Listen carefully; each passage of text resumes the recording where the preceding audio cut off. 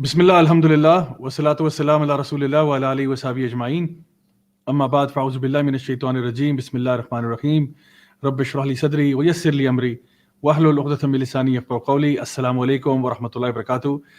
اور ایک دفعہ پھر خوش آمدید ہمارا یہ قرآن تفسیر کا سیشن، اور آج انشاءاللہ ہمارا دوسرا ایپیسوڈ ہے اور ہم کور کریں گے آج سورہ النازعات۔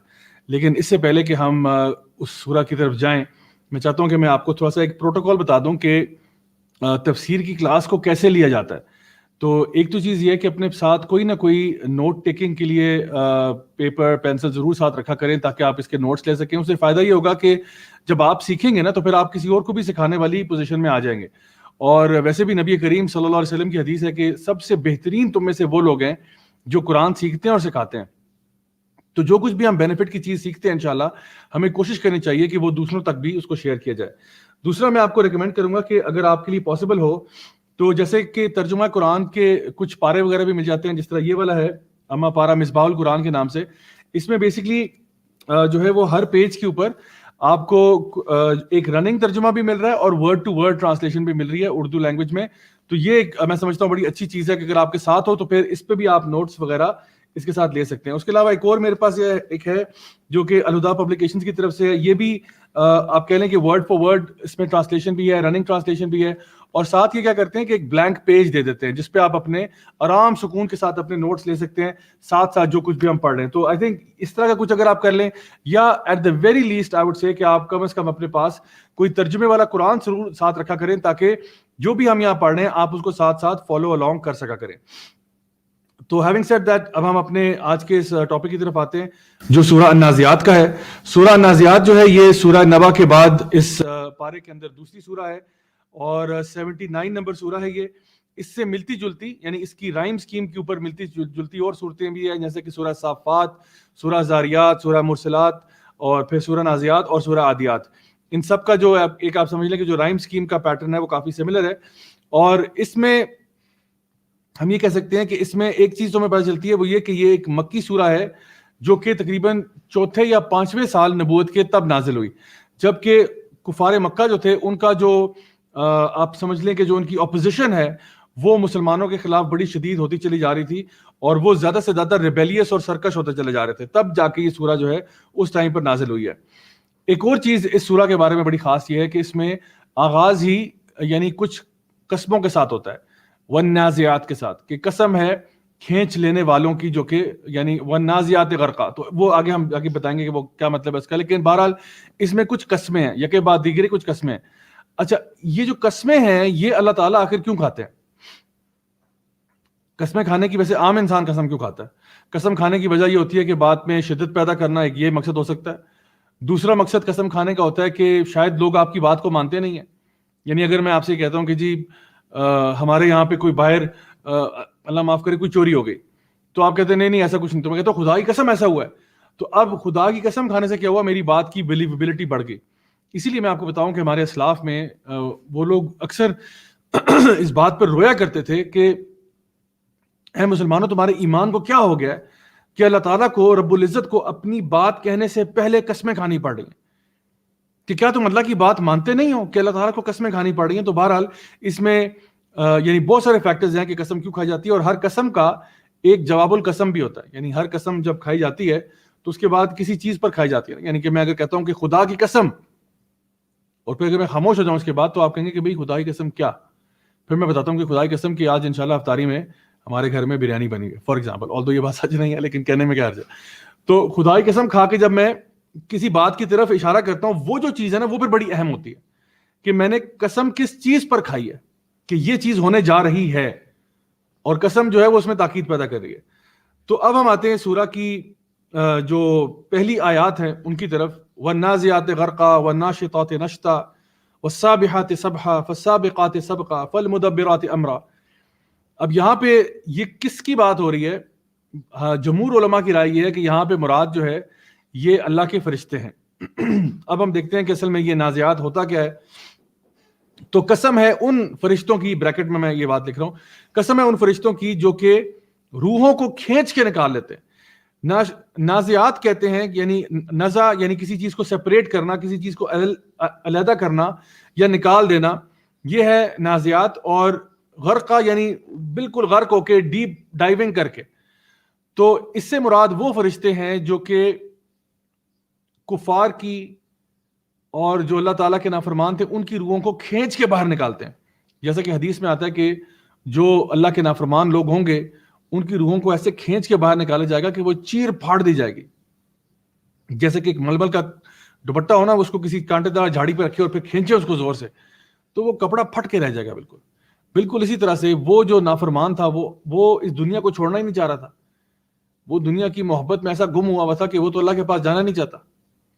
تو اس لیے یہ جو صورتحال ہے، کیفیت ہے، یہ وہ ہے ملک الموت کا ذکر ہو رہا ہے کہ جو کھینچ کے جو ہے نا آپ کی روح کو باہر نکال لیتے ہیں. وَالنَّازِعَاتِ غَرْقًا، پھر آگے فرمایا وَالنَّاشِطَاتِ نشطًا، اور وہ جو آرام سے باہر نکالتے ہیں. تو یہ آرام سے کن کی روحیں باہر نکلتی ہیں؟ ان کی نکلتی ہیں جو مومنین ہوتے ہیں. جو مومنین ہوتے ہیں اللہ پر ایمان لانے والے، ان کے بارے میں حدیث میں آتا ہے کہ ان کی روح ایسے نکالی جاتی ہے جیسے کسی مشکیزے سے پانی نکال دیا جاتا ہے. کسی جگ سے جس طرح پانی پور کرتے ہیں بڑے آرام سے نکل آتا ہے. اسی طرح سے نشتہ کا مطلب جو ہے عربی زبان میں یہ بھی ہے کہ جس طرح جب وہ اونٹ کو باندھتے تھے نا تو اونٹ کو بڑی کامن سا ناٹ لگاتے تھے. جس طرح ہم بو لگاتے ہیں یا لیسز بند کرتے ہیں، تو لیسز کھولنے کے لیے بس صرف ایک چیز کو آپ کھینچتے ہیں اور وہ سب بو جو ہے وہ انٹائی ہو جاتی ہے. بالکل اسی طرح سے یہ جو والناشطات نشطہ کی بات یہ ہے کہ وہ ایسے آرام سے بس کھینچ کے روح کو نکال لیں گے ایک سنگل موشن میں. جو پچھلی بات ہو رہی تھی وہ تھا کہ کھینچ کے پھاڑ کے نکالا جائے گا، اور اب بات ہو رہی ہے کہ بڑے آرام سے پیار سے ان کو نکالا جائے گا. یہ وہ لوگ ہیں جن کے بارے میں اللہ تعالیٰ ارشاد فرماتے ہیں یا ایتھا النفس المطمئنہ ارجعی الی ربک راضیۃ مرضیہ فادخلی فی عبادی وادخلی جنتی، کہ اے نفس مطمئنہ آجا اپنے رب کے پاس اس حالت میں کہ تیرا رب تجھ سے راضی، تو اپنے رب سے راضی. آجا اللہ کے نیک بندوں کی صحبت میں داخل ہو جا، اللہ کی جنت میں داخل ہو جا. تو یہ جو پروسیس ہے آرام سے روح کا نکلنے کا، یہ ان بلیورز کے لیے. آگے فرمایا والسابحات سبحا، اور وہ تیرتے چلے جاتے ہیں بڑی تیزی کے ساتھ. تو یہ جو فرشتے ہیں یہ بڑی تیزی سے ہواؤں میں، زمین میں، آسمان میں پرواز کرتے رہتے ہیں، اور جس طرح ایک تیز گھوڑا بھاگ رہا ہوتا ہے اس کی رفتار سے بھی زیادہ تیز جو ہے یہ فرشتے جو ہے بھاگ دوڑ کے اللہ تعالیٰ کے احکامات کو پورا کر رہے ہوتے ہیں. فالسابقات سبقا، اور ایک دوسرے سے آگے ریس لگاتے ہیں سبقت لے جانے کے لیے. یعنی یہ جو اللہ تعالیٰ کے فرشتے ہیں یہ اللہ تعالیٰ کی بات کو مانتے ہوئے دوڑ لگا رہے ہیں. آگے فرمایا فالمدبرات امرا، اور یہ اللہ تعالیٰ کے حکموں کو پورا کرنے کے لیے یہ ساری تگ و دو جو کر رہے ہیں، ساری محنت جو کر رہے ہیں، یہ اس لیے کر رہے ہیں کہ اللہ تعالیٰ کے احکامات کو جلد از جلد پورا کیا جائے. My dear brothers and sisters، نبی کریم صلی اللہ علیہ وسلم کی حدیث ہے، آپ نے فرمایا کہ آج مجھے اجازت دی گئی ہے کہ میں تمہیں ایک ایسے فرشتے کا بتاؤں جو کہ اللہ تعالیٰ کے عرش کو تھامے ہوئے ہے. اور اس فرشتے کا میں صرف آپ کو سائز بتا رہا ہوں. آپ صلی اللہ علیہ وسلم نے ارشاد فرمایا کہ اس کا سائز یہ ہے کہ اس کے کان کا جو ایئر لوب ہے، جہاں پہ عام طور پہ خواتین مطلب زیورات وغیرہ پہنتی ہیں، ایئر لوب سے رہ کے کندھے کے بیچ کا جو فاصلہ ہے وہ 700 سال کی مسافت پہ ہے. یعنی it takes a fast rider 700 years. ایک تیز سفر کرنے والا جو ہے اس کو 700 سال لگ جائیں گے کہ وہ اس کے صرف کان سے کندھے تک پہنچے. اتنا بڑا فرشتہ ہے ان فرشتوں میں سے ایک جو کہ اللہ تعالیٰ کے عرش کو تھامے ہوئے ہیں. اور پھر جبریل علیہ السلام کا ذکر جو کیا نبی کریم صلی اللہ علیہ وسلم نے حدیث مبارکہ میں، جب آپ نے جبریل علیہ السلام کو اپنی آنکھوں سے دیکھا تو آپ نے ارشاد فرمایا کہ میں نے دیکھا کہ پورے ایک سائڈ سے لے کے دوسرے سائڈ تک پورا آسمان جبریل کے پروں سے بھرا ہوا تھا. 600 پر جبریل علیہ السلام کی. جسٹ امیجن آپ اپنے گھر سے باہر نکل رہے ہیں اور اگر آگے آپ کو نظر آ جاتے تو پورا آسمان جو ہے نا وہ ایسٹ سے ویسٹ جو ہے پورا آسمان کورڈ ہے ان کے پروں کے ساتھ. یہ سائز ہے جبریل علیہ السلام کا. اور پھر یعنی یہ جو فرشتے ہیں ان کی اوبیڈینس اتنی زیادہ ہے اللہ تعالیٰ کے ساتھ، یعنی اتنے بڑے بڑے فرشتے ہیں، اور ان کی اطاعت کا عالم یہ ہے کہ اسرافیل علیہ السلام کا ذکر کیا نبی کریم صلی اللہ علیہ وسلم نے. وہ فرشتے جو ہارن ہے، جو سور ہے، اس کو پھونکنے کے لیے تیار بیٹھے ہوئے ہیں. آپ نے فرمایا کہ وہ ان کے لبوں کے ساتھ ٹچ کر رہا ہے، یعنی سور ان کے ہونٹوں کے ساتھ لگا ہوا ہے، اور سر ان کا، پیشانی ان کی جھکی ہوئی ہے اور آنکھیں اوپر کی طرف ہے، اور وہ اس انتظار میں کہ اللہ تعالیٰ حکم دے تو میں سور پھونک دوں. یعنی کہ وہ اس بات کا بھی انتظار نہیں کر رہے کہ پہلے میں کہیں سے سور کو ڈھونڈوں وہ کہاں چلا گیا، پھر اس کو اٹھاؤں، پھر بجاؤں. نہیں، اتنی بھی زحمت نہیں کرنی، میں نے اتنا بھی ٹائم ضائع نہیں کرنا. بالکل وہ ہاتھ میں ریڈی پوزیشن میں بیٹھے ہوئے کہ بس حکم آئے تو میں بجا دوں. کہ میں ایک مہلت کی بھی تاخیر نہ کروں اللہ تعالیٰ کے احکامات کو پورا کرنے میں. یہ تو فرشتوں کا عالم ہے, یہ تو فرشتوں کا عالم ہے. مجھے بتائیں ہمارا حال کیا ہونا چاہیے, جو ہم اپنے آپ کو اشرف المخلوقات کہتے ہیں. ہمارا کیا عالم ہونا چاہیے کہ جب اللہ تعالیٰ کا کوئی حکم آئے تو ہم کس طرح سے اس کو پورا کریں. یہ جو اللہ کی مخلوق ہے یہ تو بھاگ دوڑ کر رہے ہیں, یہ تو آپس میں والسابقات سبقہ, یہ تو سبقت لے جانا چاہ رہے ہیں کہ پہلے اللہ کا کام, اللہ تعالیٰ کے احکامات کو کون پورا کرے گا. سو اس لیے ہمارے لیے یہاں پہ بہت بڑی ایک سمجھ لیں کہ ایک لیسن ہے کہ اللہ تعالیٰ کے اتنے جلیل و قدر فرشتے جو ہیں اللہ تعالیٰ کی کس طرح اطاعت کر رہے ہیں. آگے فرمایا یوم ترجف الراجفہ, جس دن ہل جائے گی ہلنے والی. یوم ترجف الراجفہ, ترجف یعنی جس دن ہل جائے گی, راجفہ سے یہاں مراد ہے وہ ہلنے والی. ہلنے والی سے کا اشارہ جو ہے اس کا زمین کی طرف ہے.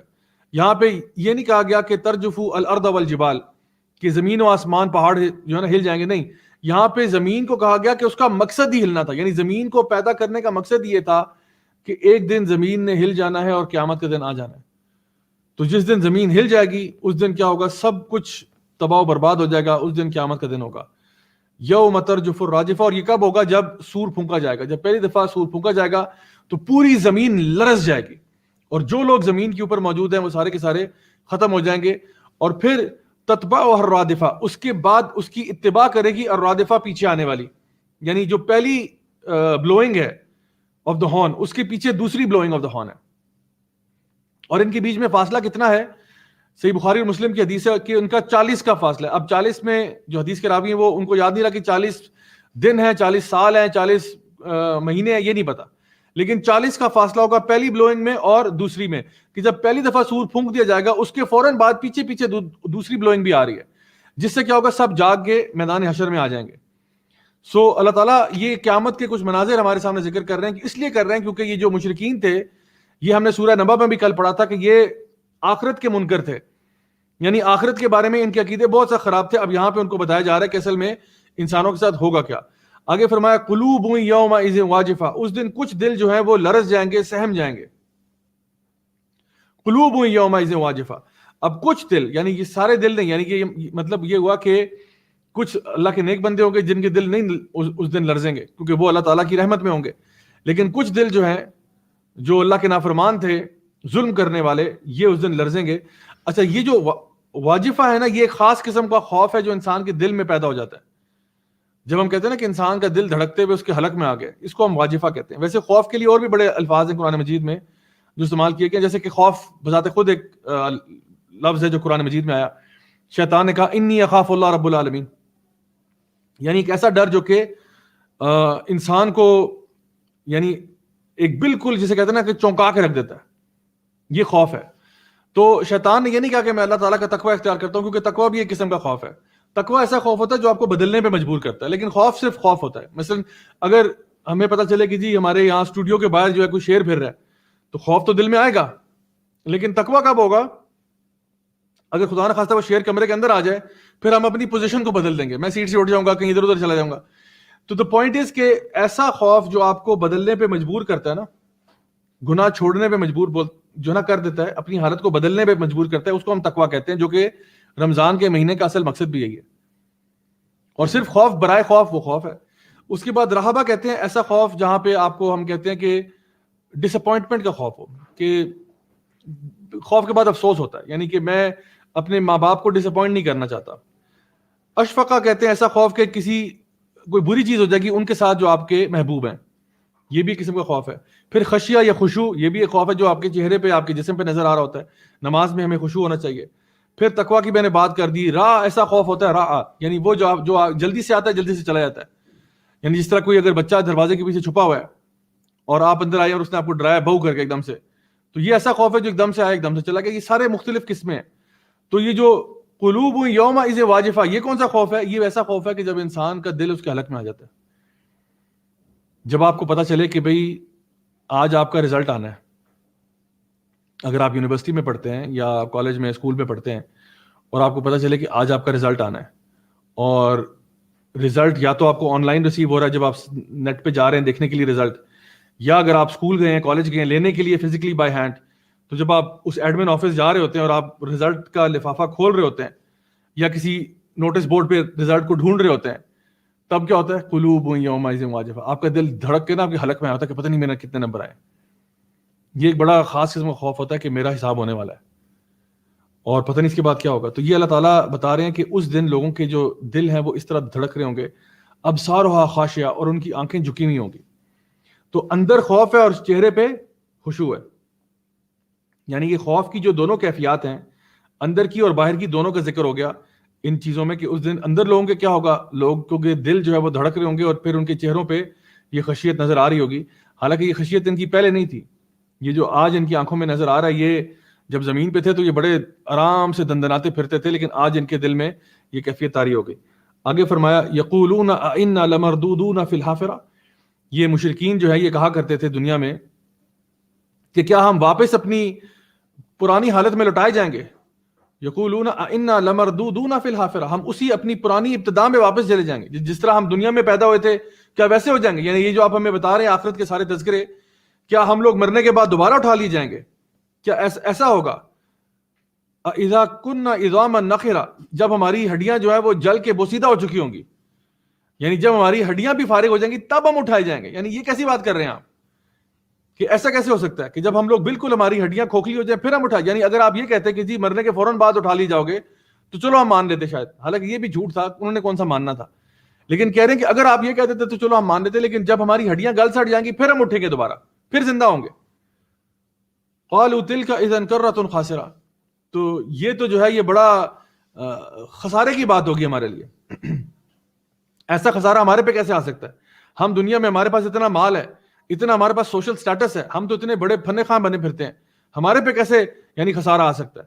یعنی یہ لوگ جو ہے یہ چیلنج کرتے تھے. اور میں نے دیکھا یہ آج ایسی مینٹالٹی ہے، کئی ایسے لوگ ہیں جو یہ سمجھتے ہیں کہ اگر اللہ تعالیٰ نے آج ان کو کچھ عطا فرمایا ہے تو اللہ تعالیٰ ایز اف اللہ تعالیٰ نعوذ باللہ ان کو کوئی فیور ہو کرتا تھا کہ ہم نے کچھ تو دیکھا ہوگا نا کہ ہمیں عطا فرمایا، کچھ تو دیکھا ہوگا. تو یہ جو مشرکین ہیں یہ بھی یہ کہتے تھے کہ ہمیں اگر دنیا میں آج اتنا ہمیں مال ملا تو یہ کیسے ہو سکتا ہے کہ قیامت میں ہمیں یہ تباہی اور بربادی مل جائے؟ ایسے کیسے ہو سکتا ہے؟ حالانکہ فرعون کو بھی تو بہت ملا نا، اس کا ذکر ابھی آ رہا ہے. فرعون کے پاس کتنا مال تھا، حامان اور قارون کے پاس کتنا مال تھا، تباہ و برباد ہو گئے. تو کسی کے پاس مال ہونا اس چیز کی گارنٹی نہیں ہے کہ اللہ اس سے محبت کرتا ہے. اللہ تعالیٰ محبت کر سکتا ہے کسی مال والے سے بھی اور کسی بیچارے غریب سے محبت کر سکتا ہے. بات یہ کہ وہ تقویٰ میں کون آگے ہے. ان اکرمکم عند اللہ اتقاکم، اللہ کے نزدیک بہتر وہی ہے جو تقویٰ میں زیادہ ہے. ٹھیک ہے، تو کسی کو اللہ تعالیٰ دے کے آزماتا ہے، کسی سے لے کے آزماتا ہے، آزماتا ہر بندے کو ہے. تو یہ لوگ جو تھے یہ کہتے تھے کہ ہم تو جو ہے اگر ہمارے پہ ایسا ہو ہی نہیں سکتا. اللہ تعالیٰ فرماتے ہیں ان کی ساری بات کو چپ کرانے کے لیے نا، اللہ تعالیٰ آیت نمبر 13 میں ارشاد فرماتے ہیں فَإِنَّمَا هِيَ زَجْرَةٌ وَاحِدَةٌ، بس ایک چیخ کی دیر ہے بس. فَإِنَّمَا هِيَ زَجْرَةٌ وَاحِدَةٌ، صرف ایک چیخ کی آواز آئے گی اور سب دودھ کا دودھ پانی کا پانی ہو جائے گا. سب سمجھ آ جائے گی ان کو. ایک دفعہ سور پھونکا جائے گا، ان کو سب پتہ چل جائے گا کہ کون خسارے میں ہے اور کون کامیابی میں ہے. ایک چیخ کی مار ہے یہ جو ان کے کنٹرول میں نہیں ہے. زجرۃ واحدہ فاذا هم بالساہرہ، اور پھر یہ یعنی دوبارہ سے دیکھیں گے کہ یہ اس جگہ پہ آ گئے ہیں، یعنی اس جگہ پہ جو کہ ایک میدان ہے، ساحر یعنی اوپن میدان میں آ گئے جہاں پہ انسان جو ہے نا اس کی نیندیں اڑ جاتی ہیں. عربوں کے ہاں یہ عام تھا صحراؤں کے اندر جہاں پہ بالکل چٹیل میدان ہے نا، وہاں پہ راتوں کو نیند اڑ جاتی تھی کیونکہ کوئی پروٹیکشن شیلٹر نہیں تھا. کوئی بھی جانور، جنگلی جانور، کوئی بھی درندہ وغیرہ آ کے، ایون ہائی وے رابرز آ کے آپ کو وہاں پہ لوٹ سکتے ہیں کیونکہ آپ بالکل ڈیفینس لیس ہیں. بالکل اوپن پلین میں نا آپ کے پاس کوئی شیلٹر نہیں ہے. تو یہ جس طرح ادھر یعنی عرب بڑی اچھی طرح سمجھتے تھے کہ یہ ہمارے صحراؤں میں ہمارے ساتھ کیا ہوتا ہے. جب ہم نکلتے ہیں کبھی سفر پہ جاتے ہیں اور رات کو کہیں پہ پڑاؤ ڈالنا پڑ جاتا ہے تو رات کو کتنی بے چینی سے ہماری ہمیں نیند ہی نہیں آتی پوری رات. اللہ تعالیٰ فرماتے ہیں فاذا هم بالساہرہ، پھر یہ اسی طرح جب جائیں گے تو ان کی نیندیں بھی وہاں اڑ جائیں گی. جب یہ میدان حشر میں آئیں گے ان کو کسی چیز کی پرواہ نہیں ہوگی سوائے اس کے کہ آج مجھے کوئی بچا لے. تو یہ کچھ بیسک چیزیں ہیں جو ان کے عقائد کے مسائل تھے جو اللہ تعالیٰ یہاں پہ ذکر کرتے ہیں. آگے آیت نمبر 15 میں ارشاد فرمایا هل اتاک حدیث موسیٰ، اب پیراگراف چینج ہو رہا ہے، بات ڈفرنٹ ہو رہی ہے. هل اتاک حدیث موسیٰ، کہ آپ تک موسیٰ علیہ السلام کی خبر پہنچی. نبی کریم صلی اللہ علیہ وسلم کو یہ کہا جا رہا ہے. اب اصل میں بات یہ کہ اس دوران یہ میں نے بتایا کہ چوتھے پانچویں سال نبوت کی بات ہوئی ہے. یہ اللہ تعالیٰ نبی کریم صلی اللہ علیہ وسلم کو ایک تو ان کو کنسول بھی کر رہے ہیں، کیونکہ میں آپ کو بتاؤں کہ کوئی بندہ اگر کسی پریشانی سے گزر رہا ہو نا، کیونکہ نبی کریم صلی اللہ علیہ وسلم کافی پریشان تھے اس معاملے میں کہ یہ جو میرے لوگ ہیں یہ کیوں نہیں ایمان لاتے اور بجائے ایمان لانے کے میرے مخالف کیوں ہو گئے. یعنی اللہ تعالیٰ فرماتے ہیں فَلَعَلَّكَ بَاخِعٌ نَفْسَكَ عَلَىٰ آثَارِهِمْ، شاید آپ کا دل چاہتا ہوگا اپنے آپ کو ہلاک کر دیں اس غم میں کہ یہ ایمان کیوں نہیں لے کے آتے. تو نبی کریم صلی اللہ علیہ وسلم کی پریشانی کو دور کرنے کے لیے اللہ تعالیٰ ان کو ایک اور نبی اور رسول کا واقعہ بتا رہے ہیں جو ان کے واقعے سے ملتا جلتا ہے. اور میں آپ کو بتاؤں یہ بڑی اچھی کاؤنسلنگ ٹیکنیک ہوتی ہے. آپ کسی بندے کو کوئی پرابلم ہو نا، آپ اس کو کوئی ایسا واقعہ بتائیں جو اس کے واقعے سے بھی بڑا ہے، جہاں پہ وہ ایک ڈیفیکلٹی سے گزرا اس کے ملتی جلتی ڈیفیکلٹی سے، اور وہ اوور کم کر گیا، تو اگلے بندے کو پھر تھوڑی سی نا امید، ہوپ فل ہو جاتا ہے وہ کہ میں بھی نکل سکتا ہوں، اگر فلاں ہو سکتا ہے تو میں بھی ہو سکتا ہوں. تو اللہ تعالیٰ فرما رہے ہیں حل اتاک حدیث موسیٰ کہ آپ تک موسیٰ علیہ السلام کی خبر پہنچی، اذ ناداہ ربہ بالواد المقدس طویٰ، جب اس کے رب نے اس کو مقدس وادی طویٰ کی جو ہے وہاں پہ بلایا. تو یہاں پہ بتایا جا رہا ہے کہ اللہ سبحانہ تعالیٰ نے جس طرح موسیٰ علیہ السلام کو بلایا تھا، تو اے نبی آپ کو بھی تو غار حرا میں بلایا تھا نا. یعنی دیکھیں سملیرٹی کتنی زیادہ ہے. موسیٰ علیہ السلام کو بھی بلایا گیا، ایک سیکرٹ ویلی میں بلایا گیا. نبی کریم صلی اللہ علیہ وسلم کو بھی غار حرا میں بلایا گیا جہاں پہ پہلی وحی آئی. موسیٰ علیہ السلام کے ساتھ ہم کلام ہوئے، ان کو بتایا. سو یہ اللہ تعالیٰ کا بڑا یعنی کرم ہوتا ہے اپنے بندوں پہ کہ جو اس طرح سے اپنے بندوں کو پکارتا ہے اور اپنے بندوں کو بلاتا ہے اپنی طرف، اور پھر ان تک صحیح بات پہنچاتا ہے. اور پھر کیا کہا موسیٰ علیہ السلام کو؟ اب یہ موسیٰ علیہ السلام کے واقعہ بتایا جا رہا ہے.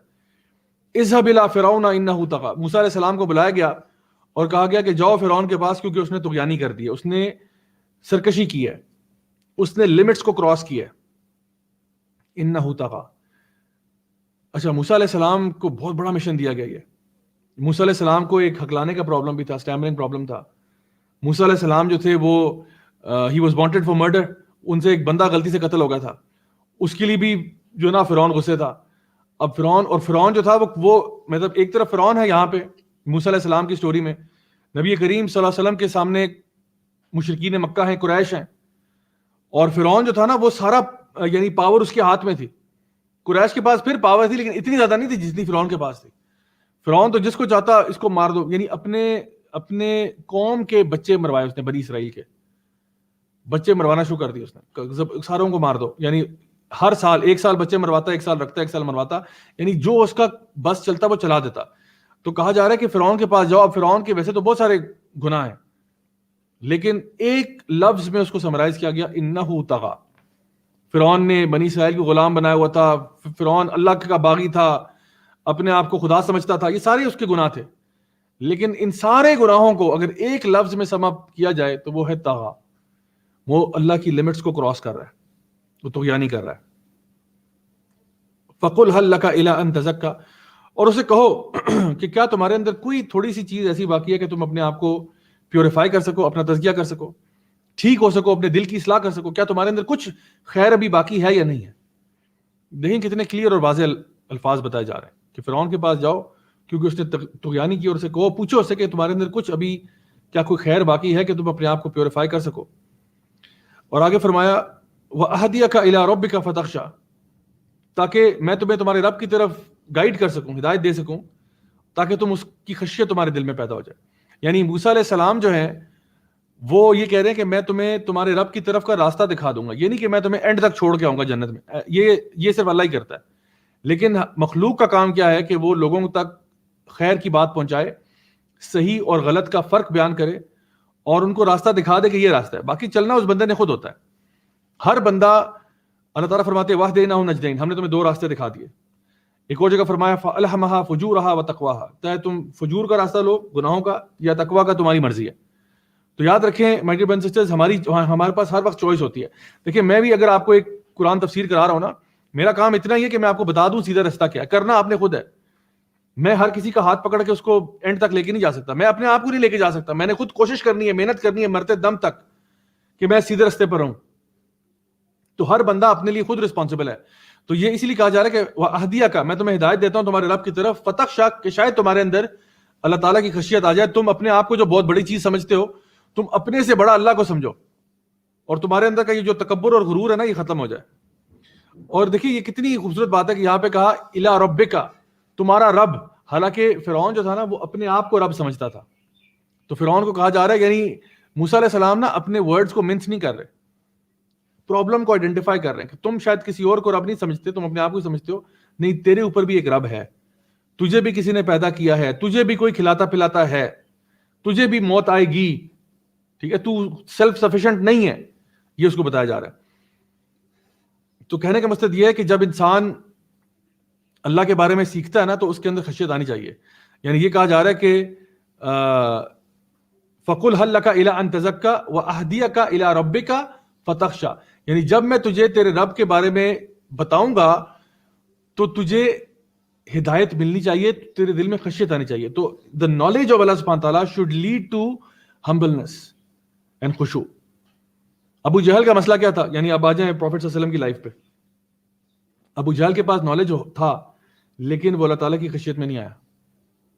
فرعون کا بھی معاملہ یہی ہوا تھا، نالج تو پہنچ گیا لیکن اس نالج سے اس کو فائدہ نہیں ہوا کہ اس کے دل میں خشوع پیدا نہیں ہوا. تو اصل میں جو انٹیلیجنس کا معیار ہے نا وہ یہ ہے کہ انسان اپنے علم کے ساتھ اللہ تعالیٰ تک پہنچ جائے اور اللہ تعالیٰ کا تقویٰ اس کے دل پہ پیدا ہو جائے. آیت نمبر 20 میں ارشاد فرمایا فَأَرَاهُ الْآيَةَ الْكُبْرَى. پھر موسیٰ علیہ السلام نے اس کو بڑی نشانی دکھائی. نشانیاں تو بہت ساری دکھائی تھیں. ایک وہ تھا وہ جو ید بیضا، یعنی ان کا جو ہاتھ تھا وہ سفید چمکتا ہوا بالکل شائننگ لائٹ بن جاتا، اور پھر وہ جو سٹک تھی جو کہ سانپ بن جاتی، سرپنٹ یعنی اژدہا بن جاتا. اور اس کے علاوہ وہ جب آپ نے ایک بالکل سوکھے پتھر پہ ہاتھ مارا اور وہ اس میں سے 12 جو ہے نا وہ چشمے پھوٹ پڑے. تو یہ ساری نشانیاں تو تھی بہت ساری، لیکن جو سب سے بڑی ہے وہ کیا ہے کہ وہ جو انہوں نے یوز کی جب میجیشین کے ساتھ کمپٹیشن ہوا ان کا، تو انہوں نے کیا کیا، وہ اپنی چھڑی استعمال کی اور اس کو جب پھینکا تو وہ سانپ بن گیا اور اس نے سارے باقیوں کی جو ہے نا جو وہ رسیاں وغیرہ تھیں ان کو کھا لیا. تو یہ بہت بڑا یعنی ان کا چیلنج تھا، سمجھ لیں کہ ان کے بیچ میں، اور اس نے فرعون نے ایک بیٹل کروائی بیچ میں، میجک کی بیٹل کروائی. لیکن میجیشین بھی سمجھ گیا کہ یہ میجک نہیں ہے، جو کچھ موسیٰ علیہ السلام نے کیا یہ میجک نہیں ہے، یہ کوئی معجزہ ہے اور یہ معجزہ اس طرح آ نہیں سکتا. تو یہ وہ تھا کہ جو فَأَرَاهُ الْآيَةَ الْكُبْرَى. پھر موسیٰ علیہ السلام نے جب بڑی نشانی دکھا دی تو فرعون کا رویہ کیا ہوا، فَكَذَّبَ وَعَصَىٰ. اس نے جھٹلا دیا اور نافرمانی کی. اس نے جھٹلا دیا مطلب منہ پہ مکر گیا، حالانکہ اس نے خود کہا تھا کہ میں چیلنج یوں کرانا چاہتا ہوں. فرعون کا خود اپنا آئیڈیا تھا کہ میں اس کو چیلنج یوں کروانا چاہتا ہوں، تمہارا کمپٹیشن کرانا ہے اپنے میجیشن کے ساتھ. لیکن جب سچ جو ہے نا واضح ہو گیا اور جادوگروں نے بھی اسلام قبول کر لیا، تو بجائے کہ فرعون مان لیتا اپنی غلطی کو اور پہچان لیتا کہ یہ واقعی میں اللہ کے نبی اور رسول ہیں، اس نے کیا کیا، فَكَذَّبَ وَعَصَىٰ. اس نے جھٹلا دیا، ڈینائی کر دیا، اور پھر اس کے بعد نافرمانیاں شروع کر دی. آگے فرمایا ثُمَّ أَدْبَرَ يَسْعَىٰ. اور پھر اس نے منہ پھیر لیا اور سائی کی. اس کا ایک مطلب تو یہ کہ جس طرح آپ امیجن کریں کہ فرعون اپنے نا پینٹ ہاؤس اپارٹمنٹ میں، جسٹ امیجن فار سیکنڈ، فرعون اپنے پینٹ ہاؤس میں، اپنے جو ٹاپ فلور پہ، اور وہاں پہ وہ کیا کر رہا ہے، منہ پھیر رہا ہے اور سائی کر رہا ہے. سائی کس طرح ہوتی ہے، صفا مروہ میں ہوتی ہے نا، آگے پیچھے موو ہوتا ہے، تو سائی کر. اب یہ جو نشانی ہے کہ ایک بندہ اپنے کمرے میں آگے پیچھے ہو رہا ہے، یہ ایک کانفیڈنس کی نشانی ہے یا ایسے شخص کی جو بہت پریشان ہے؟ یقیناً فرعون اس وقت پریشان تھا، آگے پیچھے ہو رہا ہے. اور اس کا ایک مطلب یہ بھی ہے کہ اس نے پھر سائی کر دی نافرمانیاں کرنے میں. اس نے پھر یعنی حالانکہ اس تک حق بات پہنچ گئی تھی، سچ بات پہنچ گئی تھی، لیکن اب اس نے دوسری طرف جو ہے نا اس کو جھٹلانے کے اندر محنت شروع کر دی. تو بہرحال دونوں مطلب ٹھیک ہے اس کے انشاءاللہ، کہ فرعون جو ہے وہ اب پریشان ہو گیا اور بجائے کہ وہ دعوت قبول کر لیتا اور مان لیتا، اس کا تکبر جو ہے اس پہ حاوی ہو گیا اور اس نے کہا کہ میں قبول نہیں کروں گا. پھر اس نے کیا کیا، فحشر فنادا. پھر اس نے لوگوں کو آواز دی اور اکٹھا کیا. حشرہ بیسیکلی نا جانوروں کے لیے استعمال ہوتا ہے، انسانوں کے لیے جمع استعمال ہوتا ہے، جمع کرنا. حشرہ یعنی جانوروں کو، بھیڑ بکریوں کو خوش کر کے نا آپ ساتھ کرتے ہو. تو فحشر فنادا کیوں کہا؟ کیونکہ فرعون ان لوگوں کو بھیڑ بکریاں سمجھتا تھا، وہ ان کو انسان تو سمجھتا ہی نہیں تھا، ورنہ اگر انسان سمجھتا تو ان کے بچوں کا اس طرح قتل کرتا. فحشر فنادا، اس نے سب کو جمع کیا، اکٹھا کیا اور پھر آواز لگائی. اب یہ کیا ہو رہا ہے، یہ قوم سے خطاب کر رہا ہے، state of the nation address. فرعون جو ہے نا اپنی قوم سے مخاطب ہو رہا ہے، ٹھیک ہے، میرے عزیز ہموطنوں کہہ کے ان سے اب خطاب کرے گا. کیا کہتے ہیں، فحشر فنادا. آگے کیا کہا، فقال انا ربکم الاعلی. نعوذ باللہ ثم نعوذ باللہ. کیا کہتا ہے، میں تمہارا سب سے بڑا رب ہوں. اچھا اب یہ جملہ ذرا غور کریں. فرعون جو ہے پہلے اپنے اپارٹمنٹ میں نا، اپنے لگژوریس پینٹ ہاؤس اپارٹمنٹ میں آگے پیچھے پریشانی کے عالم میں پھر رہا تھا. پھر اس کو خیال آیا، کیا کیا، فحشر فنادا، لوگوں کو بلایا، ساروں کو اکٹھا کرو، ساروں کو اکٹھا کرو، آج میں نے بات کرنی ہے. سارے اکٹھے ہو گئے، سارے لوگ آگے، بنی اسرائیل سامنے آ گئے. کہتا ہے، کیا کہتا ہے، انا ربکم الاعلیٰ، میں تمہارا سب سے بڑا رب ہوں. اچھا اب اس جملے کے اندر آپ کو کیا لگتا ہے یہ جملہ جو ہے انا ربکم الاعلیٰ یہ کسی طاقتور بندے کا جملہ ہے یا کسی کمزور بندے کا جملہ ہے؟ شاید آپ کو ایسا لگے کہ یار یہ تو بڑے طاقتور انسان کا جملہ ہونا چاہیے کہ جو کہتا ہے انا ربکم الاعلیٰ، میں تمہارا سب سے بڑا رب ہوں. دیکھیے یہ طاقتور نہیں، یہ ایک بہت ہی کمزور اور انفیریورٹی کمپلیکس کے شکار بندے کا جملہ ہے، completely from a psychological perspective. یہ ایک ایسے شخص کا جملہ ہے جو بہت انسیکیور ہے. کیوں؟ کیونکہ آج سے پہلے فرعون کو یہ کہنے کی ضرورت ہی پیش نہیں آئی تھی. لوگ جانتے تھے کہ فرعون ہے، مارتا ہے، پیٹتا ہے، ظلم کرتا ہے، یہی ہمارا بادشاہ ہے، یہی جس کو چاہتا ہے بخش دیتا ہے، جس کو چاہتا ہے مروا دیتا ہے. تو فرعون کا تو سب کو پتا تھا کہ یہ بادشاہ ساروں کا امپرر ہے اور بڑا ظالم آدمی، سب کو پتا تھا. لیکن آج کیا ہو گیا کہ فرعون کو یہ مجبوراً کہنا پڑ رہا ہے کہ میں تمہارا سب سے بڑا رب ہوں. اس کا مطلب یہ ہے کہ فرعون کی جو لارڈشپ اس نے بنائی ہوئی تھی نا اپنی، وہ چیلنج ہو گئی اور لوگوں کو سمجھ آ گئی، کیونکہ لوگوں نے یہ سارا تماشا دیکھا تھا جو کہ جادوگروں کے بیچ میں ہوا تھا.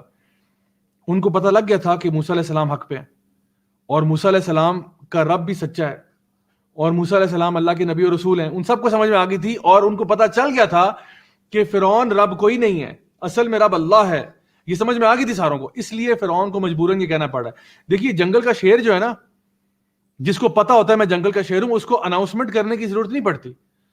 کبھی دیکھا آپ نے جنگل کا شیر جو ہے وہ بیٹھ کہہ رہا ہیلو ہیلو باقی سارے میری بات سنو، میں جنگل کا شیر ہوں، میری عزت کرو، میرا احترام کرو. کبھی شیر ایسا نہیں کہتا. شیر جہاں سے گزرتا ہے نا، سارے ہرنوں کو اور زیبراز کو اور باقی جانوروں کو پتا چل جاتا ہے شیر آ رہا ہے، سائڈ پہ ہو جاؤ. سارے سب کو پتا ہوتا ہے. شیر اپنے گلے میں نیم ٹیگ لگا کے نہیں گھوم رہا ہوتا کہ میں شیر ہوں. سب کو پتا ہوتا ہے کہ یہ شیر ہے اور اس کی رسپیکٹ ہونی چاہیے، اس سے ڈرو، بھاگو اس سے جہاں پہ یہ آئے. سب کو پتا ہوتا ہے.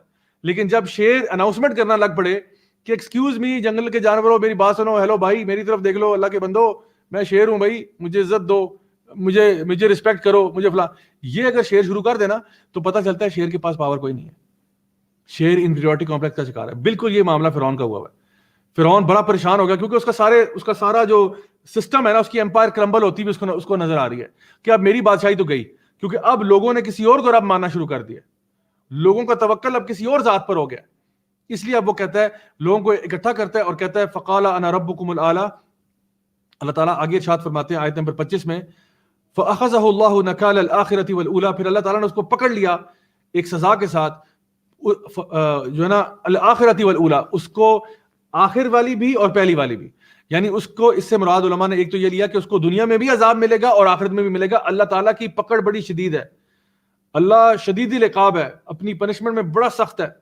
اللہ تعالیٰ انسانوں کو مہلت دیتا ہے، ضرور دیتا ہے، لیکن پھر اللہ تعالیٰ کی پکڑ بھی بڑی سخت ہے.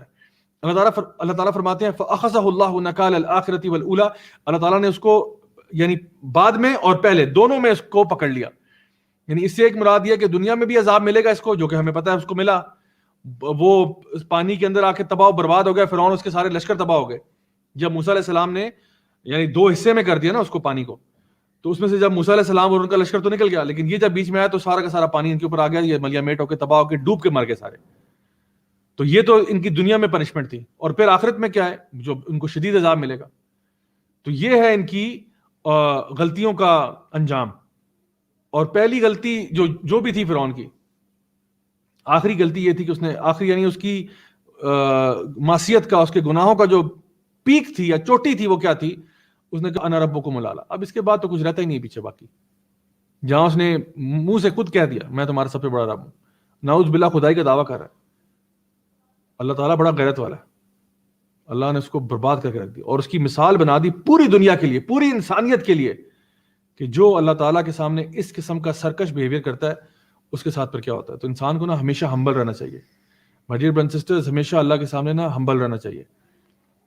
اللہ جتنا آپ کو دے نا، جتنا آپ کو اللہ عطا فرمائے، اتنا بندہ جھک جائے، اتنا شکر گزار ہو جائے، یہی اللہ کو پسند ہے. اللہ تعالیٰ فرماتے ہیں ان فی ذالک لعبرۃ لمن یخشی، یقیناً یہ ایک عبرت ہے اس کے لیے جو کہ اللہ کی خشیت رکھتا ہے. اور عبرت یقین کریں ایک ایسا لیسن ہوتا ہے، یعنی کہتے ہیں نا کہ اس میں بڑی عبرت ہے. عبرت ایسا لیسن ہوتا ہے جو آپ کے آنکھوں سے آنسو نکلوا دے. یعنی عبور العین کہتے ہیں کہ آنکھوں کی سطح کو عبور کر لینا. آنسو نکلنے کو نا عبور العین بھی کہتے ہیں نا. تو عبرت جو ہے نا عبور سے ہے, یعنی کہ ایسا لیسن ہے اس کہانی میں کہ جو اللہ کا خوف رکھتا ہوگا نا اس کی آنکھوں سے آنسو جاری ہو جائیں گے. ان فی ذالک لعبرۃ لمن یخشی, اگر تم موسیٰ اور فرعون کی یہ بات سمجھ جاؤ, یہ کہانی سمجھ جاؤ, تو یقیناً تمہاری آنکھوں سے آنسو نکل آئیں کہ کیا یہ معاملہ ہے, اللہ تعالیٰ کیسے اپنے بندوں کی حفاظت بھی کرتا ہے جیسے موسیٰ علیہ السلام کی اپنے نیک بندوں کو کیسے اللہ تعالیٰ اپنے حفظ و امان میں رکھتا ہے, اور جو اللہ تعالیٰ کی نافرمانیاں کرنے والے ہیں کس طرح اللہ تعالیٰ ان کو ذلیل و رسوا کر دیتا ہے, کیسے اللہ تعالیٰ ان کو صفحہ ہستی سے مٹا دیتا ہے. یہ بہت بڑا لیسن ہے ہمارے لیے اس چیز میں. اب آپ دیکھیے کہ اللہ سبحانہ تعالیٰ آگے فرماتے ہیں آیت نمبر 27 میں, اب یہ پیراگراف چینج ہو رہا ہے, اَأَنْتُمْ أَشَدُّ خَلْقًا أَمِ السَّمَاءُ بَنَاهَا, کیا تمہیں بنانا زیادہ مشکل تھا یا اس آسمان کو جو تمہارے اوپر ہے. یعنی یہ اب یہاں پہ مخاطب خاص طور پر مشرکین مکہ کو کیا جا رہا ہے کہ بھئی تو یہ بتا کہ تم لوگوں نے فرعون کا معاملہ دیکھا, اس کے ساتھ کیا ہوا, اب یہ بتاؤ کہ تم کیوں پھنے خواہ بنے پھرتے ہو, تمہیں بنانا زیادہ مشکل تھا یا آسمان کو, یعنی یہ جو گیلیکسیز اور پلانٹس بنے ہوئے یہ زیادہ کمپلیکیٹڈ چیز ہے یا تم. یقیناً اگر اللہ تعالیٰ یہ سب زمین و آسمان بنا سکتے تو تمہیں بنانا کیا مشکل ہے, تمہیں ایک دفعہ پیدا کیا تو دوبارہ پیدا کرنے میں کیا مشکل ہے. یعنی مشکل تو وہ چیز ہوتی ہے نا جب بندہ پہلی دفعہ بنا رہا ہوتا ہے تب انسان کو کوئی کام مشکل لگتا ہے, جب سیکنڈ ٹائم بنا رہا تو وہ تو پہلے آلریڈی کر چکا, آلریڈی ایکسپیرینس ہوتا ہے. تو تمہیں بنانا زیادہ مشکل ہے یا آسمانوں کو, یہ جو تمہارے اوپر نظر آ رہا ہے تمہیں سب کچھ, تو جو اللہ تجھے پہلی دفعہ پیدا کر سکتا تھا وہ ابھی بھی کر سکتا ہے. رفع سمکہا فسواہا, جس نے اس کو اٹھا دیا اور پھر اس کو پرفیکٹ کر دیا, برابر کر دیا پھر اس کو. یعنی اللہ تعالیٰ نے آسمان کو تمہارے اوپر اٹھا دیا, رفع اٹھا لینا کسی چیز کو, اور اس کے بعد وَأَغْطَشَ لَيْلَهَا وَأَخْرَجَ ضُحَاهَا, اور پھر اللہ تعالیٰ نے رات جو ہے وہ بنا دی جو کہ اندھیرے میں لپیٹ لیتی ہے, اور پھر اسی اندھیرے میں سے روشنی نکلتی ہے. یعنی اللہ تعالیٰ یہ اب اپنی کچھ نشانیاں گنوا رہے ہیں کہ اللہ تعالیٰ تو اتنی بڑی چیزوں پر قادر ہے. اللہ تعالیٰ تو دن کو رات بنا دیتا ہے, رات کو دن بنا دیتا ہے, آسمان تمہارے اوپر اٹھا دیا اللہ تعالیٰ نے, پوری کائنات بنا ڈالی, تو تجھے دوبارہ پیدا کرنے میں کون سی مشکل ہے. وَالْأَرْضَ بَعْدَ ذَلِكَ دَحَاهَا, اور پھر زمین کو بچھا دیا, زمین کی یعنی زمین کو پھیلا دیا, بچھا دیا, یہ سب کام اللہ تعالیٰ نے کر ڈالے. اخرج منها ماءها ومرعاها, اور پھر اس کے اندر سے نکالا, اخرج اس میں سے باہر نکلا کیا, منها یعنی اس میں سے پانی بھی نکلا, اور اس میں سے آپ کی جو غلہ ہے اور اناج ہے یہ چیزیں بھی نکلی. تو اللہ تعالیٰ نے زمین کو بھی بچھا دیا, اس میں سے کیا کیا چیزیں تمہیں جو نا فراہم کی. والجبال ارساها, اور پھر اس میں پہاڑوں کو لگا دیا. اس میں کتنی زیادہ بینیفٹس ہیں, جس طرح میں نے کل آپ کے سامنے ذکر کیا تھا کہ یہ جو آیات آتی ہے نا جہاں پہ اللہ تعالیٰ کچھ اپنے نیچرل فینومینا کی بات کرتا ہے, یہ اس لیے ہوتی ہے کہ یہ ایک آیت جو ہے نا یہ ایک فیلڈ آف سٹڈی ہے, یا وہ جیولوجی ہے یا جیوگرافی ہے یا وہ سائنس کا کوئی سبجیکٹ ہوگا, کیمسٹری ہوگی یا بایولوجی ہوگی یا فزکس ہوگی یا کچھ اور ہوگا. ٹھیک ہے, اللہ تعالیٰ ڈفرنٹ علوم کا ذکر بھی کر رہے ہیں یہاں پہ کہ میں نے کون سے ایریاز میں تم لوگوں کو چیزیں دی ہوئی ہیں, فری میں ملی ہوئی ہیں, غور نہیں کرتے ہو. والجبال ارساها متاعا لکم ولانعامکم, یہ سب کیا ہے تمہارے لیے اور تمہارے جو مویشی ہیں ان کے لیے بس ایک متاع ہے, ایک سامان ہے, استعمال کرو ان کو. یہ سارا کچھ مسخر کر دیا تمہارے لیے, کھاؤ پیو, زمین میں گھومو پھرو, سب تمہارے لیے پیدا کیا. اور پھر تمہاری سرکشی, تمہاری نافرمانیوں کا عالم یہ ہے کہ تم اللہ تعالیٰ کو پہچاننے سے انکار کرتے ہو. اللہ تعالیٰ کا نبی اور رسول تمہارے پاس اللہ کی بات لے کے آتا ہے, تم اس کو جھٹلا دیتے ہو. تمہیں ہوگا کیا, یہ اللہ تعالیٰ جو ہے نا مشرکین کو, اور آج ہم پر بھی یہ چیز اپلائی ہوتی ہے. جو لوگ بھی آج اللہ تعالیٰ کی نافرمانیاں کرتے ہیں یہی آیات ان پہ بھی اپلائی ہوتی ہیں کہ آخر کیوں ہم اللہ کی بات نہیں مانتے, کیوں ہم اپنے نفس کے پجاری بن چکے ہیں. اللہ تعالیٰ فرماتے ہیں متاعا لکم ولانعامکم. اچھا آگے فرمایا آیت نمبر 34 سے آگے, فَإِذَا جَاءَتِ الطَّامَّةُ الْكُبْرَى, اور جب آ جائے گی طامۃ الکبریٰ, گریٹ کیٹاسٹرفی, یعنی قیامت کے دن کی بات ہو رہی ہے کہ جب طامۃ الکبریٰ جو ہے نا, جب الطامہ سے مراد یہ ہے کہ جو کمپلیٹلی آپ کو لپیٹ لگی. کبریٰ بہت بڑی چیز, اکبر کا مؤنث کبریٰ, جب لپیٹنے والی یعنی قیامت کا دن جب آئے گا طامۃ الکبریٰ, یہ ہر تمہاری پورے طور پہ تمہیں لپیٹ لگی ہے.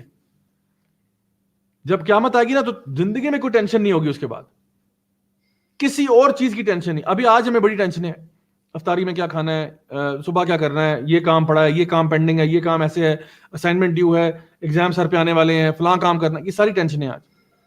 جب قیامت آ جائے گی نا تو کوئی اس میں سے غم نہیں رہے گا. صرف غم کیا ہوگا, میرا حساب ہونے لگا, دیٹس اٹ، میرا حساب ہونے لگا ہے، اب میں کہاں جاؤں گا، ٹائم اپ، پیپر چھن گیا، اب میرا حساب ہوگا. آج آپ کی زندگی میں بہت ساری ٹینشنیں ہوں گی، آج آپ کی زندگی میں بڑی چیزیں آپ کے ذہن میں ہوں گی کہ بھئی یہ بھی کرنا ہے، یہ بھی کرنا ہے، لیکن جب قیامت کا دن آئے گا نا، طامۃ الکبریٰ، پھر انسان ہر چیز بھول جائے گا. یوم یتذکر الانسان ما سعی، اس دن انسان یاد کرے گا ما سعی، جس کی اس نے سعی کی تھی دنیا میں. مرجی برادر سے سوچے ہم کس کی سعی کر رہے ہیں، ہم کس کے لیے ایفرٹ کر رہے ہیں. یوم یتذکر الانسان، اس دن انسان پوری طرح یاد کرے گا کہ اس نے دنیا میں کہاں دوڑ لگائی تھی.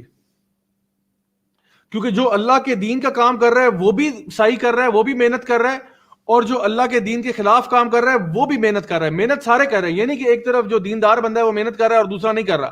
دوسرا بھی کر رہا ہے، ایک دنیا کے حصول کے اوپر لگا ہوا ہے، ایک دنیا کے عیش و عشرت میں لگا ہوا ہے، ایک بندہ اللہ کو راضی کرنے میں لگا ہوا ہے. محنت دونوں ہی کر رہے ہیں، کافر بھی محنت کر رہا ہے، مسلمان بھی محنت کر رہا ہے. لیکن اس دن، قیامت والے دن، یوم یتذکر الانسان ما سعی، اس دن بندہ سوچے گا کہ آخر میں نے سعی کس طرف کی تھی. وبرزت الجحیم لمن یرا، اور پھر اس کے سامنے جہنم کو پیش کر دیا جائے گا دیکھنے کے لیے. جہنم کو، وبرزت الجحیم، جہما سے جہیم نکلا، یعنی کہ جو شیر کی جو سٹیر ہوتی ہے نا، جب شیر جو ہے وہ اپنے یعنی ٹارگٹ پہ حملہ کرنے لگا ہوتا ہے تو جس طرح وہ گھور رہا ہوتا ہے، یہ جہیم جہنم کے ناموں میں سے ایک نام ہے کہ یہ بھی اپنے جس کو اس نے ہڑپ کرنا نا اس کو گھور رہی ہوگی. وبرزت الجحیم لمن یرا، جو دیکھنا چاہ رہا تھا نا جہنم کو، اس کو دکھا دی جائے گی. کون دیکھنا چاہ رہا تھا؟ یہی مشرکین مکہ، وہی آج کا کفر کرنے والا، اللہ سے بھاگنے والا، کہتا تھا کہاں ہے، کب ہم نے تو کبھی دیکھا نہیں، نہ کبھی جنت دیکھی نہ کبھی جہنم دیکھی، ہمیں کیا پتہ یہ ہے یا نہیں ہے. اللہ تعالیٰ فرماتے ہیں وبرزت الجحیم لمن یرا، جس کو بہت شوق تھا نا دیکھنے کا اس کو دکھائی جائے گی اس نے، لیکن اب بہت دیر ہو چکی ہے. آگے جو آیات آ رہی ہے بہت بہت امپورٹنٹ ہے، یہ پوری سورہ کا کرکس ہے، ان کو انڈرلائن کر دیجیے گا. آیت نمبر 37، 38، 39 اور اس کے آگے بھی اللہ سبحانہ وتعالیٰ فرماتے ہیں فَأَمَّا مَنْ طَغَى وَآثَرَ الْحَيَاةَ الدُّنْيَا فَإِنَّ الْجَحِيمَ هِيَ الْمَأْوَى. فَأَمَّا مَنْ طَغَى، اب جس نے بھی طغیانی کی، اذهب إِلَى فِرْعَوْنَ إِنَّهُ طَغَى، فرعون کے پاس جاؤ، اس نے طغیانی کی ہے. اللہ تعالیٰ فرما رہے ہیں فَأَمَّا مَنْ طَغَى، اب جس نے بھی طغیانی کی، یعنی فرعون کا گناہ کیا تھا؟ ویسے تو بہت سارے گناہ تھے، لیکن ایک گناہ کیا تھا؟ اس نے اللہ تعالیٰ کی بتائی ہوئی لمٹس کو کراس کیا.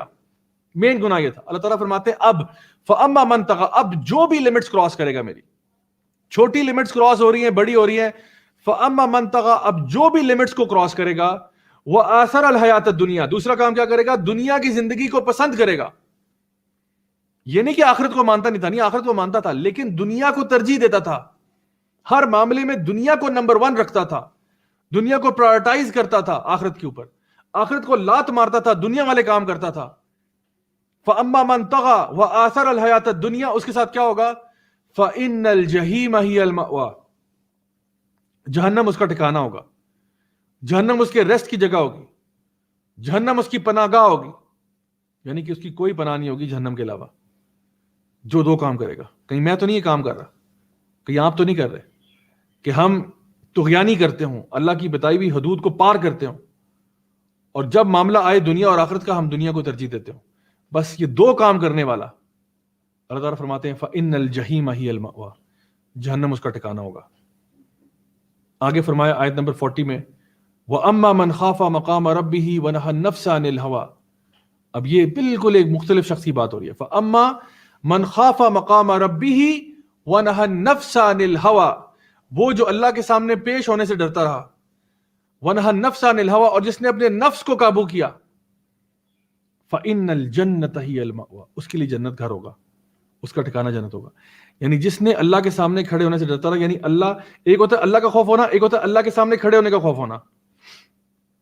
فَأَمَّا مَنْ خَافَ مَقَامَ رَبِّهِ، اللہ کے سامنے کھڑے ہونے سے ڈرتا رہا، یعنی اکاؤنٹیبلٹی سے ڈرتا رہا، اپنے حساب کتاب سے ڈرتا رہا کہ میرا بھی حساب ہونا ہے، میرا حساب ہونا ہے، میں دنیا میں یہ کر رہا ہوں، میرا حساب ہوگا، اللہ مجھ سے پوچھے گا. جو اپنے حساب سے ڈرتا رہا، وَنَهَى النَّفْسَ عَنِ الْهَوَىٰ، اور اس نے اپنے نفس کو قابو کیا. دل تو بہت چاہ رہا تھا کہ یہ کروں، لیکن کیا کروں، نہیں کر سکتا، اللہ کو یہ کام پسند نہیں ہے، اللہ نے منع فرمایا، میں نہیں کر سکتا. دل تو بہت چاہتا ہے کہ کروں، لیکن کیا کروں، نہیں کرنا، نہیں کر سکتا. جو یہ دو کوالٹیز والا ہوگا، اللہ تعالیٰ فرماتے ہیں فَإِنَّ الْجَنَّةَ هِيَ الْمَأْوَىٰ، اس کے لیے جنت ہوگی. دل تو بہت چاہتا تھا کہ سودی کاروبار کر لوں، لیکن کیا کروں، اللہ کو پسند نہیں آنا، نہیں کروں گا. دل تو بہت چاہتا تھا کہ حرام ریلیشن شپ میں پڑ جاؤں، لیکن کیا کروں، اللہ کو پسند نہیں ہے. دل تو بہت چاہتا تھا کہ میں بھی شراب و کباب والا لائف سٹائل رکھوں، لیکن اللہ کو پسند نہیں ہے. Control control. جہاد بن نفس کیا ہے؟ اور وَأَمَّا مَنْ خَافَ مَقَامَ رَبِّهِ وَنَهَى النَّفْسَ عَنِ الْهَوَىٰ فَإِنَّ الْجَنَّةَ هِيَ الْمَأْوَىٰ. آیت نمبر 42 میں اللہ تعالیٰ ارشاد فرماتے ہیں یسألونک عن الساعة ایان مرساها. وہ آپ سے پوچھتے ہیں نبی کریم صلی اللہ علیہ وسلم سے کہ آخر یہ کب آئے گا، یہ قیامت کے دن کب آئے گا. یسألونک عن الساعة، یہ آخرت کا جو گھنٹہ ہے، آخری وقت ہے، یہ کب آئے گا. ایان مرساها، کب یہ پیگ ہو جائے گا، کب یہ اسٹیبلش ہو جائے گا، یہ تو بتائیے. اللہ تعالیٰ آگے فرماتے ہیں فیم انت من ذکراہا الی ربک منتہاہا. آپ کے پاس تو اس کا کوئی علم نہیں ہے، اور آپ کا رب ہی بہتر جانتا ہے کہ یہ کب ہوگا. جیسے کہ ایک شخص جو ہے نا وہ نبی کریم صلی اللہ علیہ وسلم کے پاس آیا، اس نے پوچھا کہ یا رسول اللہ متی الساعہ، یہ قیامت کا دن کب آئے گا. آپ نے فرمایا قیامت کے دن تو آئے گا، تو یہ بتا تو نے کیا تیاری کی ہوئی ہے. قیامت کب آئے گی irrelevant، آئے گی فور شور آئے گی. کب آئے گی؟ ایک دن ضرور آئے گی، 100% شور. سوال یہ ہے کہ کل آئے یا پرسوں ہے، تمہاری تیاری ہے کہ نہیں ہے. Are you ready to meet اللہ سبحانہ و تعالیٰ؟ That's the question to ask. تو اللہ تعالیٰ کہہ رہے ہیں کہ آپ کے پاس، آپ کیسے بتاتے ہیں، آپ کے پاس تو وہ نالج نہیں رکھا ہوا، اور اللہ کو بھی پتہ ہے کہ یہ کب ہوگا. آگے فرمائے انما انت منذر من یخشاہا، آپ کا کام صرف لوگوں کو آگاہ کرنا ہے، وارن کرنا ہے. منذر، آپ منذر ہیں یعنی انذار کرنے والے. من یخشاہا، جو اللہ سے ڈرتا ہے. آپ کا کام، یعنی یاد رکھیں یہ نبی کریم صلی اللہ علیہ وسلم کا کام بتایا جا رہا ہے. آپ کا کام ہے لوگوں تک دین کی دعوت پہنچانا، بشیرا و نذیرا، ان کو بشارتیں دینا، خوشخبریاں سنانا جنت کی، اور ان کو انذار کرنا اور ان کو ڈرانا جہنم کے عذاب سے، کہ جو بھی تم دنیا میں کرتے ہو نا، اس کا جیسا کرو گے ویسا بھرو گے. جو کچھ بھی تم یہاں آج کرو گے اس کا کوئی نہ کوئی کانسیکوینس ضرور ہے، کوئی نہ کوئی کانسیکوینس ہے. چاہے وہ اللہ تعالیٰ کے حقوق کو پامال کیا جائے یا بندوں کے حقوق کو پامال کیا جائے، دونوں کی اجازت نہیں ہے. جو اللہ کے بتائے ہوئے کام ہے، جو عبادات ہیں وہ بھی کرنی ہے، نماز ہے، روزہ ہے، حج ہے، یہ ساری یہ بھی کرنی ہے، اور لوگوں کے ساتھ بھی اپنے معاملات درست رکھنے ہیں. میں دیکھتا ہوں آج کل لوگ جو ہے نا بہت زیادہ اپنی رائٹس کی بات کرتے ہیں. میرا حق ہے مجھے یہ ملے، میرا رائٹ ہے مجھے یہ ملے. ٹھیک ہے، ملنا چاہیے، اچھی بات ہے، لیکن یاد رکھیں آپ کو آپ کے سارے رائٹس دنیا میں نہیں ملیں گے. یقیناً آپ کے کوئی نہ کوئی لوگ ایسے ہوں گے جو آپ کا حق مار رہے ہوں گے. آپ یہ دیکھیں کہ آپ اپنی رسپانسبلٹیز پوری کر رہے ہیں یا نہیں کر رہے. جو آپ کی رسپانسبلٹی ہے نا وہ آپ پوری کریں، کہ بھئی میری وجہ سے کسی کا حق نہ مارا جائے، میری وجہ سے کسی کو نقصان نہ ہو، میری وجہ سے کوئی اذیت میں نہ ہو. اپنی فکر کریں کہ میں کم از کم اچھا انسان بن کروں. باقیوں کا میں نے ٹھیکہ نہیں اٹھایا ہوا، باقیوں کی گارنٹی میرے نہیں ہے، میں نے اپنی گارنٹی دینی ہے، میں نے اپنا کام کرنا ہے انشاءاللہ. اللہ تعالیٰ آگے فرماتے ہیں کأنہم یوم یرونہا لم یلبثوا الا عشیۃ او ضحاہا. یہ آخری آیت ہے. اللہ سبحانہ وتعالیٰ ارشاد فرماتے ہیں کہ اس دن کأنہم یوم یرونہا، وہ جب وہ دیکھیں گے تو ان کو لگے گا کہ جیسے لم یلبثوا الا عشیۃ او ضحاہا، کہ شاید ہم نے اس دنیا میں ایک دوپہر گزاری ہے یا ایک صبح گزاری ہے. یعنی ایک انسان قیامت کے دن یہ سمجھ رہا ہے کہ شاید جو میں نے ٹائم گزارا ہے اس دنیا میں وہ شاید ایک دوپہر تھی یا ایک صبح تھی. اب دیکھیے ہماری پوری زندگی جو ہے نا، پوری زندگی یہ ایسے ایک سیکنڈ میں ختم ہو جائے گی. آپ یہاں پہ 70 سال رہتے ہیں، آپ یہاں پہ 80 سال رہتے ہیں، آپ یہاں پہ 100 سال رہتے ہیں. Your life will pass by in a flash. اور اس کا مقابلہ جب آخرت سے کیا جائے گا، صرف قیامت کا ایک دن ہی 50,000 سال کا ہے. ایک دن تو 50,000 سال کا کیا مقابلہ ہے 100 سال سے. یعنی واقعی میں یہ دنیا ٹیسٹ ہے. دیکھیں آپ دنیا میں آپ نے کئی ٹیسٹ دیے ہوں گے. لائک فار ایگزامپل آپ کوئی ایگزام دینے گئے نا، آپ نے اپنا میٹرک کا ایگزام دیا یا او لیولس کا یا اے لیولس کا یا ایف ایس سی کا یا جو بھی بیچلرس کا ماسٹرس کا. جب ہم ایگزامینیشن ہال میں جاتے ہیں تو اس ٹائم پہ بڑی ٹینشن ہوتی ہے، لیکن اس کے بعد کیا ہوتا ہے ایگزامینیشن ہال سے باہر نکلتے ہیں، ایگزام ختم ہو گیا، now continue on with your life. تو بالکل اسی طرح سے دنیا کا جو ایگزام ہے نا، ہمیں لگتا ہے بہت لمبا ہے کہ بہت بڑا ہے، لیکن بہت چھوٹا ہے اصل میں یہ. اور جب ہم قیامت کے دن پہنچیں گے تو لوگ کیا کہیں گے کأنہم یوم یرونہا لم یلبثوا الا عشیۃ او ضحاہا. لگتا ہے کہ ہم نے صرف دنیا میں یا تو ایک دوپہر گزاری ہے بس، یا ایک صبح گزاری ہے. کہ وہ جو ٹیسٹ تھا جو کہ اللہ تعالیٰ نے فرمایا تھا سورہ ملک میں الذی خلق الموت والحیات لیبلوکم ایکم احسن عملا، یہ ٹیسٹ جو ہے نا یہ ایک دم سے فنش ہو گیا. سو ہمارے لیے جو کام کرنے والا ہے وہ یہ ہے کہ دنیا اور آخرت کا ریلیشن شپ آخر کیا ہے. دنیا جس میں ہم نے چلیں میکسیمم بھی ہو گیا 100 سال بھی آپ رہ لیں، دنیا کے لیے کتنی محنت کر رہے ہیں، اور آخرت جہاں پہ آپ نے ہمیشہ کے لیے رہنا ہے وہاں پہ کتنی محنت ہو رہی ہے. تو کوئی تھوڑا انسان جسٹس کرتا ہے. اس وقت ہمارا موسٹ لوگوں کا عالم یہ ہے کہ ان کے دن میں اگر 24 آورز ہیں نا تو 24 میں سے آپ سمجھ لیں کہ 20 گھنٹے یا 22 گھنٹے جو ہیں وہ ٹوٹل جو ہے وہ دنیا داری میں لگتے ہیں. چلیں 8 گھنٹے آپ مائنس کریں سونے میں نکال دیا آپ نے، باقی 4-5 گھنٹے آپ کھانا پینا، واش روم یوز کرنا، کپڑے چینج کرنا، ان چیزوں میں لگا دیں. پیچھے جو ٹائم رہ گیا وہ ہماری دنیا داری میں لگ رہا ہے سارا کا سارا. تو آخرت کہاں ہے؟ اللہ اور اس کے رسول کی تعلیمات کہاں ہیں؟ ایون ہم اپنے کام کاج میں بھی اللہ کو بھول چکے ہوتے ہیں. اکثر اوقات لوگوں کے ساتھ چوری کر رہے ہیں، فراڈ کر رہے ہیں، جھوٹ بول رہے ہیں، سارے کام کر رہے ہیں. تو ایک انسان اپنے پروفیشن میں رہتے ہوئے بھی نا ایک اللہ کا بڑا متقی ہو سکتا ہے، چاہے وہ ڈاکٹر ہو یا انجینئر ہو یا کچھ بھی ہو. وہ کہتے ہیں بھائی میں اللہ کا بندہ ہوں، میں اللہ کی نافرمانی نہیں کرتا کیونکہ میں نے آخرت میں اللہ تعالیٰ کو جواب دینا ہے. وَأَمَّا مَنْ خَافَ مَقَامَ رَبِّهِ وَنَهَى النَّفْسَ عَنِ الْهَوَىٰ، میں اللہ کے سامنے کھڑا ہوں گا، میں نے جواب دینا ہے بھائی میں غلط کام نہیں کر سکتا. So my dear brothers and sisters, اس رمضان کے مہینے سے فائدہ اٹھاتے ہوئے نا اپنے اندر یہ کوالٹی پیدا کریں کہ میں نے برائیاں چھوڑنی ہیں. میں نے ہر دفعہ ہر بار اس بات کا کانشیس رہنا ہے کہ میں اللہ تعالیٰ کی نافرمانیاں نہیں کر سکتا، کیونکہ میں نے دیکھا کہ فرعون کے ساتھ کیا انجام ہوا. وہ بھی اللہ کی نافرمانیاں کرتا تھا، کیا سلوک ہوا اس کے ساتھ. اللہ نے اس کو مثال بنا دی سب کے لیے. تو میں اور آپ یہ وعدہ کریں کہ انشاءاللہ ہم لوگوں نے اللہ تعالیٰ کے بتائے ہوئے دین پر چلنا ہے. جو بھی ہم سے غلطیاں کوتاہیاں ہو رہی ہیں ان کی معافی مانگیں اللہ تعالیٰ سے. جو ہو گیا سو ہو گیا. اللہ تعالیٰ بڑا رحمان ہے، بڑا رحیم ہے، غفور و غفار ہے. اللہ بہت معاف کرنے والا ہے، لیکن اس کے لیے شرط یہ ہے کہ آپ معافی مانگیں تو صحیح اللہ تعالیٰ سے. رمضان کا مہینہ ایک بہت بابرکت مہینہ ہے جس میں انسان اللہ کے سامنے گڑ گڑا کے رو سکتا ہے اور اپنی دعائیں اللہ کے سامنے پیش کر سکتا ہے. اور اللہ تعالیٰ نے یہ ایسا مہینہ ہے جس میں جنت کے دروازے کھولے ہوئے ہیں، جہنم کے بند کیے ہوئے ہیں. تو اگر اس مہینے میں بھی انسان اپنے آپ کو نہیں جو ہے نا بخشوا سکتا تو پھر کب بخشوائے گا؟ حدیث میں آتا ہے اس کا ناک خاک آلود ہو جائے جس پہ رمضان کا مہینہ آیا اور وہ اپنے گناہوں کو معاف نہیں کروا سکا. اس کا ناک خاک آلود ہو جائے جس پہ رمضان کا مہینہ آیا اور وہ اپنے گناہوں کو نہیں بخشوا سکا. سو آئیے آج میں اور آپ ہم مل کے فیصلہ کریں، وعدہ کریں اللہ تعالیٰ سے کہ ہم لوگ اپنی غلطیوں کوتاہیوں کی معافی مانگیں گے.